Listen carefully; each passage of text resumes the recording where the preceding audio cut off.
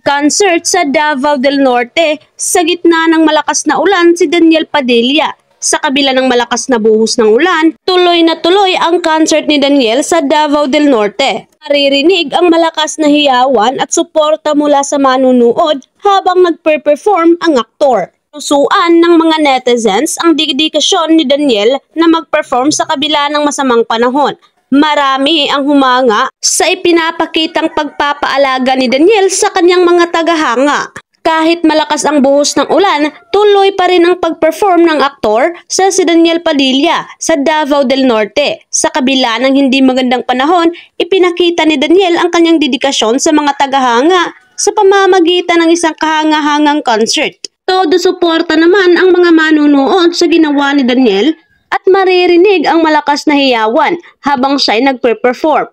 Kahit basang-basa sa ulan, hindi ito naging hadlang sa aktor upang magbigay ng kasiyahan sa kanyang mga tagasunod. Dahil dito, pinusuan ng mga netizen ang ginawa ni Daniel. The one and only Daniel Padilla, go idol! Ang galing mo, sobra! Nag-iisang Supremo DP. Sabi ka DG, so proud of you. Yan ang ilan sa mga pahayag ng mga netizens. Marami ang humanga sa ipinakitang dedikasyon ni Daniel sa kanyang mga tagahanga. Kahit umulan ay tuloy pa rin sa kanyang pagkanta, ipinakita ang kanyang tunay na pagmamalasakit at pagpapahalaga sa mga sumusuporta sa kanya.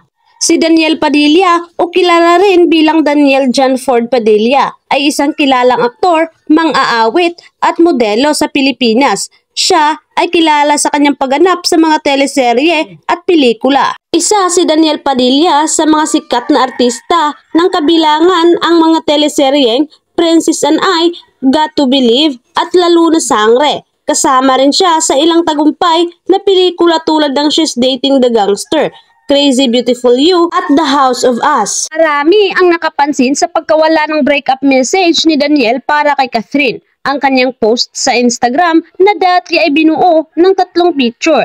Kalakip ang message ni DJ ay 2 picture na lang kasalukuyan. Dahil dito ay napaisip ang netizens, lalo na ang fans ng Katmil, kung ano ang dahilan kung bakit nawala ang message ni DJ. Buhayan ng loob lalo na ang mga fans na umaasang magkakabalikan pa sila. Natandaang usap-usapang uli sina Catherine Bernardo at Daniel Padilla matapos mapansin ng netizens na naka-unfollow na sa Instagram si Catherine sa ex niyang si DJ. O ay matapos ang 1.5 buwan mula nang isapubliko nila ang tungkol sa kanilang paghihiwalay. Gayunpaman, sa kasalukuyan ay nakafollow pa rin si Daniel sa aktres na nakasama niya sa kamakailan sa kasal ni Robby Domingo at Mikey Pineda na mamataang maayos na magkausap ang dalawa sa kabila ng kanilang paghihiwalay.